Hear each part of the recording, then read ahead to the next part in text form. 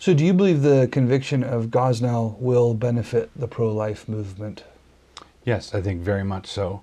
And of course, a lot of things will ride on how it's played or how the pro-life movement handles it. But the thing that's good about the Gosnell conviction, and there's now another horrifying story out of Texas, out of Houston, where someone was doing similar things.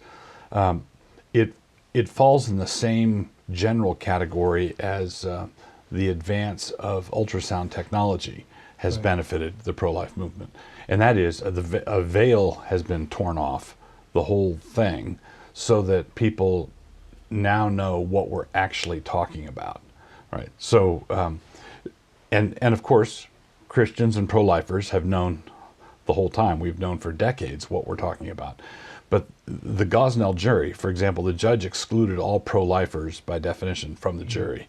So Gosnell was convicted by a pro-choice jury, right? And he was convicted of murder of babies.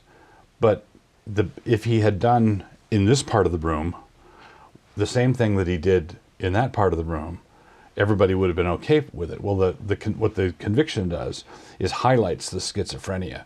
We are a nation of legal schizophrenics. We think that if it's like saying you can kill your mom on Tuesday but not on Friday, but we're now confronted with the fact that it's killing a human being. This is what we're talking about, and sort of it's an arbitrary child's game when you're touching base. You can you can do anything, and if you're out, you can get nailed.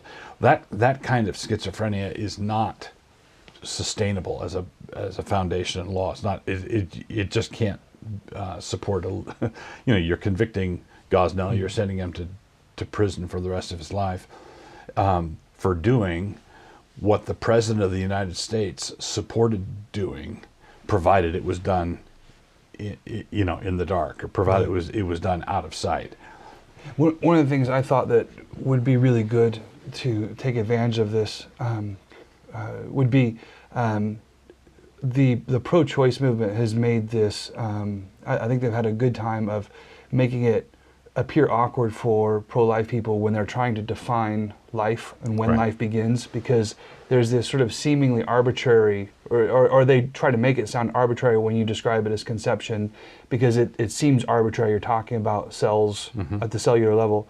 But one of the things the Gosnell thing does is show the necessity of making that decision here, because it's far more arbitrary, the line that's being drawn.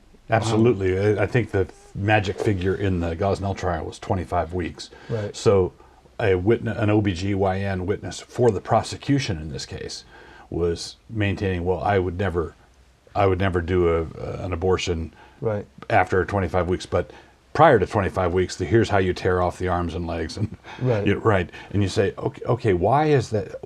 Is that the magic moment? Right. So you're exactly right. Pro-choicers have taunted pro-lifers for our insistence on a magic moment, which for us is conception. Right. But this highlights, well, we need a magic moment, right?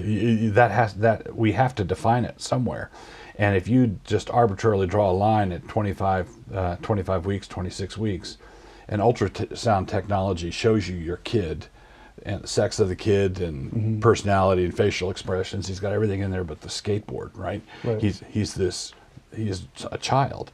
Well, what is it that makes this child not alive?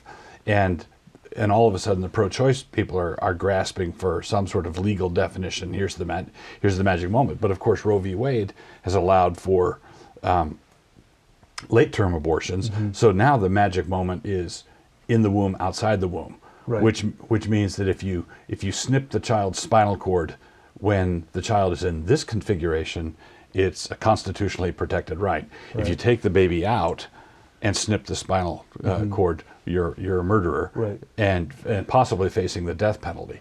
Well, how arbitrary is that? Well, and then amazing. Throw in all the developments with the Cleveland case, where now you've got a man who's facing murder charges for punching the baby that was still in the uterus. Right, exactly. Okay. So basically, this is all to the good, because it shines a bright spotlight on our legal schizophrenia.